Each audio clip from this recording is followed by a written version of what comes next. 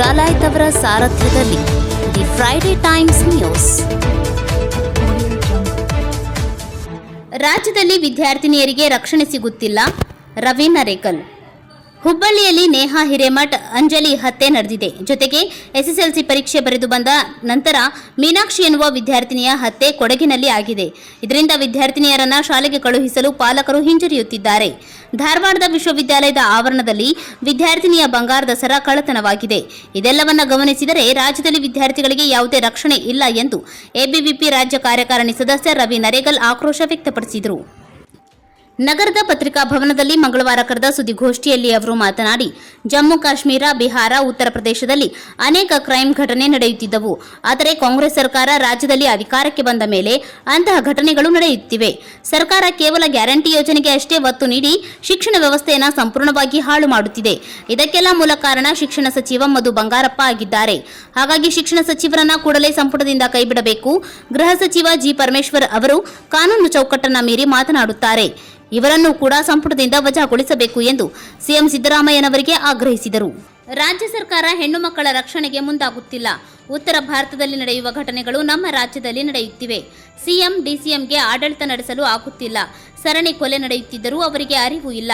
ವಿದ್ಯಾರ್ಥಿಗಳಿಗೆ ಯಾವುದೇ ಭದ್ರತೆ ಇಲ್ಲ. ಶಾಲಾ ಕಾಲೇಜು ಆವರಣದಲ್ಲಿ ಮಾದಕ ವಸ್ತುಗಳು ಪತ್ತೆಯಾಗುತ್ತಿವೆ. ಇದರಿಂದ ವಿದ್ಯಾರ್ಥಿಗಳ ಜೀವನ ಸಂಪೂರ್ಣ ಹಾಳಾಗುತ್ತಾ ಹೋಗುತ್ತದೆ. ಕೂಡಲೇ ಸರ್ಕಾರ ವಿದ್ಯಾರ್ಥಿಗಳಿಗೆ ರಕ್ಷಣೆ ನೀಡುವ ಕೆಲಸ ಮಾಡಬೇಕು ಎಂದು ಹನುಮಂತ ಹಳ್ಳೂರ್ ಆಗ್ರಹಿಸಿದರು. ಈ ಸಂದರ್ಭದಲ್ಲಿ ಎಬಿವಿಪಿ ರಾಜ್ಯ ಕಾರ್ಯಕಾರಿಣಿ ಸದಸ್ಯ ಶಿವು ಜೋಗಿನ್, ನಗರ ಕಾರ್ಯದರ್ಶಿ ಸೋಮಶೇಖರ್ ಪಾಟೀಲ್ ಉಪಸ್ಥಿತರಿದ್ದರು. ಕಳೆದ ಒಂದು ವರ್ಷ ಆತ ರಾಜ್ಯ ಸರ್ಕಾರ ಹೊಸ ವಿಧಾನಸಭಾ ಚುನಾವಣೆ ಆದ ನಂತರ ಏನೋ ಹೊಸ ರಾಜ್ಯ ಸರ್ಕಾರ ಬಂದೈತಿ. ಬೇರೆ ಬೇರೆ ಇಲಾಖೆಗಳನ್ನು ಗಮನಿಸೋದಾದ್ರೆ ಈಗ ಒಂದು 5-6 ದಿನದಿಂದ ಒಂದು ಅಂಜಲಿ ಅಂಬಿಗ ಅಂತಂಥೇಳಿ ಒಂದು ಹುಡುಗಿ ಏನಂದ್ರೆ ಹುಬ್ಬಳ್ಳಿ ಒಳಗೆ ಹತ್ಯೆ ಆಯ್ತು.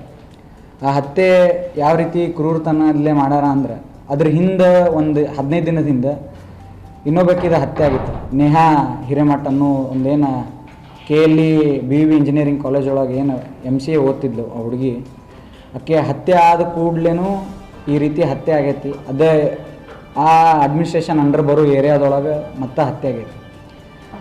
ಅದಷ್ಟೇ ಅಲ್ಲದೆ ಈಗ SSLC ಪರೀಕ್ಷೆ ಏನು ಫಲಿತಾಂಶ ಬಂದ ನಂತರ ಮೀನಾಕ್ಷಿ ಅಂಥೇಳಿ ಕೊಡಗು ಒಳಗೆ ಒಂದು ಹುಡುಗಿ ಹತ್ಯೆ ಆತ. ಆಮೇಲೆ ಶಾಲಾ ಕಾಲೇಜ್ ಆಗಿರ್ಬೋದು, ಅದೇ BV ಇಂಜಿನಿಯರಿಂಗ್ ಕಾಲೇಜ್ ಒಳಗೆ ಡ್ರಗ್ಸ್ ಸಿಗುತ್ತೆ. ಆಮೇಲೆ ಬೇರೆ ಬೇರೆ ಎಲ್ಲ ಶಾಲಾ ಕಾಲೇಜಸ್ ಒಳಗೂ ಏನಂದ್ರೆ ವಿದ್ಯಾರ್ಥಿಗಳಿಗೆ, ಪಾಲಕರಿಗೆ ತಮ್ಮ ಮಕ್ಕಳನ್ನ ಶಾಲಾ ಕಾಲೇಜಿಗೆ ಕಳ್ಸೋಕೆ ಏನಂದ್ರೆ ಧೈರ್ಯ ಸಾಲೊಳ್ದು. ಅಂದ್ರೆ ನಾವು ನೋಡ್ಬೋದು ರಾಜ್ಯ ಸರ್ಕಾರ ಎಷ್ಟು ತಮ್ಮ ಗೃಹ ಇಲಾಖೆಲಿಂತ್ರ ನಮಗೆ ಏನು ನಮ್ಮ ರಕ್ಷಣೆ ಕೊಡ್ಬೇಕು ಅನ್ನೋದು ಅವ್ರಿಗೆ ಕರೆಕ್ಟ್ ಎಲ್ಲ ಆಫೀಸರ್ಸ್ಗಳು ಅದಾರ, ಅಪ್ಡೇಟೆಡ್ ಟೆಕ್ನಾಲಜೀಸ್ ಬಂದವು, ಆಫೀಸರ್ಸ್ ಅದಾರ, ಅಪ್ಡೇಟೆಡ್ ಟೆಕ್ನಾಲಜೀಸ್ ಅದಾವು. ಇಷ್ಟೆಲ್ಲ ಇದ್ದರೂ ಕೂಡ ಎಲ್ಲೋ ರಾಜ್ಯ ಸರ್ಕಾರ ವಿಫಲ ಆಗಕ್ಕೆ ಕುಂತೈತಿ.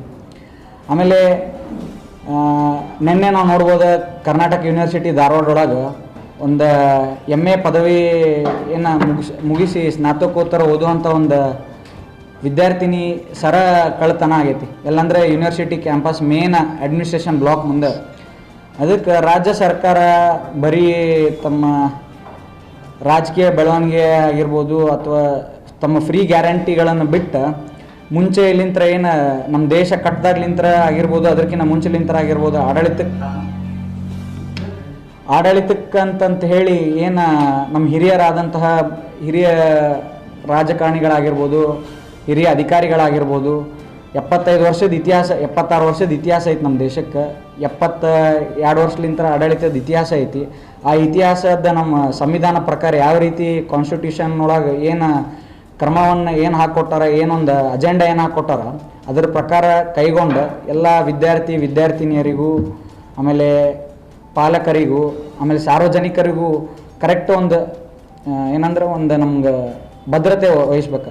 ನಾವೆಲ್ಲ ನೋಡಿರ್ತೀವಿ ನಮ್ಮ ಮೇಲೆ ಜಮ್ಮು ಕಾಶ್ಮೀರ ಆಗಿರ್ಬೋದು, ನಾರ್ತ್ ಈಸ್ಟ್ ಪ್ರದೇಶ ಆಗಿರ್ಬೋದು, ಬಿಹಾರ ಆಗಿರ್ಬೋದು, ಅಂತಲ್ಲೇ ಏನಂದ್ರೆ ಮಣಿಪುರ ಆಗಿರ್ಬೋದು, ಅಂತಲ್ಲೇ ಈ ಥರದ್ದು ನಾವು ಘಟನೆ ನೋಡ್ತಿದ್ವಿ. ನಮ್ಮ ರಾಜ್ಯ ಸರ್ಕಾರ ಯಾವಾಗಲಿದ್ರೂ ನಮ್ಮ ರಾಜ್ಯ ಸರ್ಕಾರದ ಪೊಲೀಸ್ ಪಡೆ ಈಗ 1 ವರ್ಷದ ಹಿಂದೆ, 1.5 ವರ್ಷದಿಂದ ಇಡೀ ರಾಷ್ಟ್ರದೊಳಗೆ ಪ್ರಥಮ ಸ್ಥಾನ ಗಳಿಸಿತ್ತು. ಅಂದರೆ ಯಾವುದೇ ರೀತಿಯಾದಂಥ ಕ್ರೈಮ್ ರೇಟ್ಸ್ ಕಮ್ಮಿ ಆಗ್ಯಾವ ಅಂತ.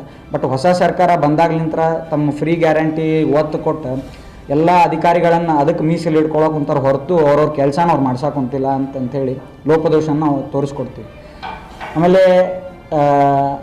ರಾಜ್ಯ ಸರ್ಕಾರದ ಹಿಂದಿನ ರಾಜ್ಯ ಸರ್ಕಾರ ಏನಿತ್ತು NEP ಬಗ್ಗೆ ಆಗಲ್ಲ ನಾವು ಚರ್ಚೆ ಮಾಡಿದ್ವಿ.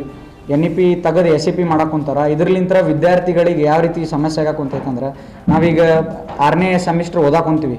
ಇನ್ನು ನಮ್ದು NEP ಮೊದಲನೇ ಬ್ಯಾಚ್ 2019ನೇ ಮೊದಲನೇ ಬ್ಯಾಚ್ಲಿಂತ NEP ಅಂತ ನಮಗೆ ಹೇಳಿದಾರೆ. ನಾವೆಲ್ಲ ಒಂದು ಪ್ಲ್ಯಾನ್ 5 ಇಯರ್ ಪ್ಲ್ಯಾನ್ ಹಾಕ್ಕೊಂಡಿರ್ತೀವಿ, 10 ಇಯರ್ ನಮ್ಮದು ಒಂದು ಗೋಲ್ಸ್ ಇಟ್ಕೊಂಡಿರ್ತೀವಿ. ವಿದ್ಯಾರ್ಥಿಗಳಿಗೆ ಏನಂದ್ರೆ ಸರ್ಕಾರ ಎಲ್ಲೋ ತಮ್ಮ ಅಜೆಂಡಾ ನಮ್ಮದೇ ಇದಾಗಬೇಕು, ಒಂದು ಯಾವುದೋ ಹಳೆ ಸರ್ಕಾರ ಇದ್ದಿದ್ದ ದೇಶ ವಿರೋಧ ಸರ್ಕಾರ ಅಂತ ಈ ರೀತಿ ಎಲ್ಲ ಇದನ್ನು ಮಾಡ್ಕೊಂಡು ಯಾವುದೇ ರೀತಿಯಾದಂತಹ ವಿದ್ಯಾರ್ಥಿಗಳಿಗೆ ಅನುಕೂಲ ಇಲ್ಲ. ನಮ್ದು ಎಜುಕೇಷನ್ ಹೆಂಗೆ ಆಗ್ಬಿಟ್ಟೈತೆ ಅಂದ್ರೆ ವಿದ್ಯಾರ್ಥಿಗಳಿಗೆ ಮೆಮ್ರಿ ಕೊಟ್ಟು ಕೆಲಸ ಮಾಡ್ಸಕ್ಕೆ ಕುಂತೈತೆ ಹೊರತು ಇಂಟೆಲಿಜೆನ್ಸ್ ಮಾಡ್ಸಕ್ಕೆ ಕುಂತಿಲ್ಲ. ಸುಮ್ಮನೆ ಏನಪ್ಪ ಒಂದು ಮೆಕ್ಯಾನಿಸಮ್ ಅಂತ ಏನು ಹೇಳ್ತೀವಿ ನಾವು, ರೋಬೋಟಿಕ್ ಮೆಕ್ಯಾನಿಸಮ್ ಗತೆ ಕೆಲಸ ಮಾಡುವಂಥ ಶಿಕ್ಷಣ ಕೊಡಕ್ಕೆ ಕುಂತೈತಿ.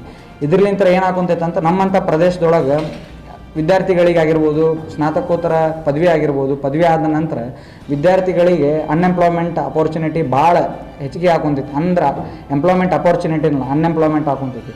ಅದ್ರ ಸಲುವಾಗಿ ನಾವೇನು ಹೇಳ್ತೀವಿ ಅಂದರೆ, ರಾಜ್ಯ ಸರ್ಕಾರದವ್ರಿಗೆ ನಮ್ಮ ನೇರ ಸಂದೇಶ, ಮುಖ್ಯಮಂತ್ರಿಗಳಿಗೆ ಹಾಗೂ ಉಪಮುಖ್ಯಮಂತ್ರಿಗೆ ಎಲ್ಲ ಸಚಿವರಿಗೆ ಏನು ಹೇಳ್ತೀವಿ ಅಂದರೆ, ಕೂಡಲೇ ಶಿಕ್ಷಣ ಸಚಿವರು ಅದಕ್ಕೆ ಅರ್ಹರಲ್ಲ. ಶಿಕ್ಷಣ ಸಚಿವರು ಏನಂದರೆ, ಮೊನ್ನೆ ಅವರ ಸಹೋದರರೇ ಹೇಳ್ದಂಗೆ ಶಿಕ್ಷಣ ಸಚಿವರು ಕರೆಕ್ಟಾಗಿ PUC ಕಾಲೇಜಿಗೆ ಹೋಗಿಲ್ಲ ಅಂತ, ಎಲ್ಲೋ ದುಡ್ಡು ಕೊಟ್ಟು ಸರ್ಟಿಫಿಕೇಟ್ ತೊಗೊಂಡಾರ ಅಂತಂತ ಹೇಳಿದ್ರೆ, ಇದ್ರ ಬಗ್ಗೆ CM ಸಿದ್ದರಾಮಯ್ಯನವರಾಗಿರ್ಬೋದು, ಆಮೇಲೆ ಏನು ಕಾನೂನು ಸಚಿವರಾದಂಥ HK ಪಾಟೀಲ್ ಅವರು ಕೂಡಲೇ ಒಂದು ಸಮಿತಿ ರಚನೆ ಮಾಡಿ ನಮ್ಮ ಶಿಕ್ಷಣ ಸಚಿವರ ಮೇಲೆ ಒಂದು ಟೀಮ್ ರಚನೆ ಮಾಡಿ ಅದ್ರ ಬಗ್ಗೆ ಕರೆಕ್ಟ್ ಆದಂತಹ ಅವ್ರದ್ದು ಏನೇನೈತಿ, ಅವ್ರು ಎಲ್ಲೆಲ್ಲಿ ಇದನ್ನು ಮಾಡ್ಯಾರ ಅನ್ನೋದು ಕರೆಕ್ಟಾಗಿ ಇದನ್ನು ಪಡ್ಕೋಬೇಕು, ಅವರ ಸರ್ಟಿಫಿಕೇಷನ್ ಪಡ್ಕೋಬೇಕಂತ ಕೇಳ್ಕೊತೀವಿ. ಆಮೇಲೆ ಕೂಡಲೇ ಸಿದ್ದರಾಮಯ್ಯನವರ ಶಿಕ್ಷಣ ಸಚಿವರನ್ನು ವಜಾ ಮಾಡಬೇಕು. ಶಿಕ್ಷಣ ಸಚಿವರ್ಲಿಂತ ವಜಾ ಮಾಡಿ ಆ ತನಿಖೆ ಪೂರ್ಣಗೊಂಡು ಕ್ಲೀನ್ ಚಿಟ್ ಸಿಕ್ಕರೆ ಅವ್ರನ್ನ ಮುಂದೆ ನೀವು ಮಂತ್ರಿ ಮಾಡ್ಕೊರಿ, ಇಲ್ಲಾಂದ್ರೆ ಅವ್ರ ರಾಜೀನಾಮೆಲಿಂತ ಅವ್ರು ಅರ್ಹರ ಒಂದು ಜನಪ್ರತಿನಿಧಿಯಾಗಿ ಅವ್ರನ್ನ ಇದನ್ನು ಮಾಡಿರಿ, ಮುಂದಿನ ಏನು ಅಧಿವೇಶನಗಳೊಳಗಿರ್ತೋ ಅವ್ರು ಪಾಲ್ಗೊಳಕ್ಕೆ ಇದು ಮಾಡಿರಿ. ಆಮೇಲೆ ಗೃಹ ಮಂತ್ರಿಗಳು ಏನದಾರ ಪರಮೇಶ್ವರ್ ಅವರು ಮಾತುಗಳು ಯಾವ ರೀತಿ ಆಗ್ಬಿಟ್ಟಾವ ಅಂದ್ರೆ, ಒಂದು ಬೇಜವಾಬ್ದಾರಿಪ್ಪ, ತಮ್ಮ ಮನೆ ನಡೆಸಿದವ್ರ ಗತೆ ಹೇಳಕೊಂತಾರ. ಒಂದು ಕಾನೂನು ಚೌಕಟ್ಟು ಬಿಟ್ಟು ಹೊರಗಿನ ಮಾತಾಡಕೊಂತಾರೆ, ಸಿಲ್ಲಿ ಮಾತು ಅಂತ ಹೇಳಿರು. ಒಂದು ಪ್ರಶ್ನೆ ಕೇಳಿದ್ರೆ ಅದೇನ್ರಿ ದೇವ್ರ ಇದು ಆ ರೀತಿ ಉತ್ತರ ಕೊಡೋಕೊಂತಾರೆ. ನಾವು ಪ್ರಾಕ್ಟಿಕಲ್ ಆಗಿ ಒಬ್ಬ ಸಚಿವರಾಗಿ ಯಾವ ರೀತಿ ಅದರದಾಗ ಅವ್ರು ಹಿರಿಯ ರಾಜಕಾರಣಿಗಳು ಅವ್ರು ಈ ರೀತಿಯಾಗಿ ಮಾತಾಡೋದು ತಪ್ಪಾಗುತ್ತೆ. ಅವ್ರದ್ದು ಒಂಚೂರು ಏನಂದರೆ ಸಿದ್ದರಾಮಯ್ಯನವರು ಅವ್ರದ್ದು ಸಚಿವಗಿರಿ ವಜಾ ಮಾಡಿ ಬೇರೆ ಸಚಿವರನ್ನ ನಮ್ಗೆ ಚಲೋ ಆಡಳಿತಕ್ಕೆ, ನಮ್ಮ ರಾಜ್ಯ ಸರ್ಕಾರ ಚಲೋ ಆಡಳಿತ ಕೊಡೋದಕ್ಕೆ, ಹಿಂದಿಂದ ಏನು ಒಂದು 20 ವರ್ಷದ ಏನು ಇತಿಹಾಸ ಐತಿ ನಮ್ಮ ರಾಜ್ಯಕ್ಕೆ, ಅದೇ ರೀತಿ ಆದಂಥ ಒಂದು ಚಲೋ ವ್ಯವಸ್ಥೆ ಕೊಡಲಿ. ಸರ್ಕಾರ ಜನಹಿತ ಸರ್ಕಾರ ಆಗಲಿ, ಜನ ವಿರೋಧ ಸರ್ಕಾರ ಆಗೋದು ಬೇಡ. ಇದೇ ರೀತಿ ಆತಂದ್ರೆ ಬರೋ ದಿನಮಾನದೊಳಗೆ 1 ವರ್ಷದೊಳಗೆ ನಾವು ನೋಡಕೊಂತೀವಿ ಬೇರೆ ರೀತಿಯಾದಂಥ ಆರ್ಥಿಕ ಸಮಸ್ಯೆನೂ ಉಂಟಾಗ್ಯಾವು. ಎಲ್ಲ ಫ್ರೀ ಬೈಸ್ ಬಂದು ವಿದ್ಯಾರ್ಥಿಗಳಿಗೆ ಭಾಳ ತೊಂದರೆ ಹಾಕೊಂತು. ಇದ್ರ ಬಗ್ಗೆ ಸೂಕ್ತ ಕ್ರಮ ತೊಗೊಂಡು ಮುಖ್ಯವಾಗಿ ಒಂದು ಸಾರಿಗೆ ವಿದ್ಯಾರ್ಥಿ ಆಮೇಲೆ ಹೆಲ್ತ್ ಡಿಪಾರ್ಟ್ಮೆಂಟ್ ಬಗ್ಗೆ ಕೇರ್ ತೊಗೋಬೇಕಂತ ನಮ್ಮದು ಪತ್ರಿಕಾಗೋಷ್ಠಿ ಮುಖಾಂತರ ಸಿದ್ದರಾಮಯ್ಯನವ್ರಿಗೆ ನಾವು ಮನವಿ ಮಾಡ್ಕೊತೀವಿ. ಧರಣಿ ಕೊಲೆಗಳಾಗತ್ತವು. ಪವಿತ್ರ ಪುಣ್ಯ ಭಾರತದೊಳಗೆ ನಾವು ಜನಿಸೀವಿ.